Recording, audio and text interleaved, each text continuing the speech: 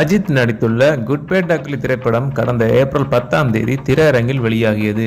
Good bad ugly திரைப்படமானது துணிவு படத்திற்கு பின் அஜித் ரசிகர்களுக்கு கொண்டாட்டமாக அமைந்துள்ளது.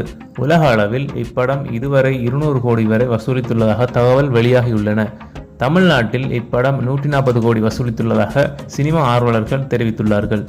திரையரங்கில் 10 நாட்களை இப்படம் கடந்துள்ள நிலையில் அஜித் ரசிகர்களுக்கு மகிழ்ச்சியளிக்கும் விதமாக மற்றொரு தகவல் வெளியாகியுள்ளது.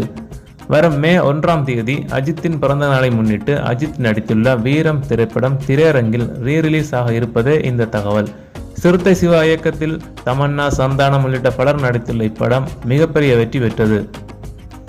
வீரம் திரைப்படம் வெளியாகி 9 ஆண்டுகள் கடந்துள்ள நிலையில் மீண்டும் திரையரங்கில் வெளியாக இருக்கிறது. இதனால் அஜித் ரசிகர்கள் உற்சாகமடைந்துள்ளார்கள். சமீபத்தில் விஜய் நடித்த சச்சின் திரைப்படம் திரையரங்கில் வெளியாகியுள்ளது. இப்படம் வசூல் ரீதியாக நல்ல வரவேற்பு பெற்றுள்ளது. தற்போது சச்சின் படத்திற்கு போட்டியாக வீரம் படம் வெளியாக இருக்கிறது. நன்றி நண்பர்களே, இதுபோன்ற சினிமா தகவல்களை தெரிந்து கொள்வதற்கு எங்களுடைய யூடியூப் சேனலை சப்ஸ்கிரைப் செய்யுங்கள்.